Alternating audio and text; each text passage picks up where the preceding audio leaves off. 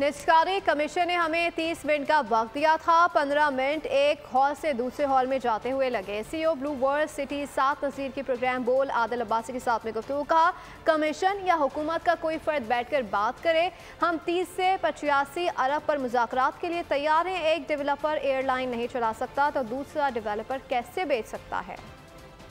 Unfortunately उन्होंने हमें 30 minutes का टाइम दिया और उस 30 मिनट में से 15 मिनट सरीना के एक हॉल से दूसरे हॉल तक जाते लगे and ultimately we only got a time of 5 to 7 minutes to sit with the consultants. उनसे रिक्वेस्ट की थी कि हमारे साथ प्राइवेटाइजेशन कमीशन का कोई फर्द या गवर्नमेंट का कोई फर्द बैठ के नेगोशिएट करे तो we can come up with a better price. लेकिन तो पहली तो बात है कि बाकी के 3 बिडर्स भी कोई एविएशन एक्सपर्ट्स नहीं थे और हम पे इल्जाम लगता है कि जी ये डेवलपर हैं तो डेवलपर एयरलाइन कैसे चलाएगा।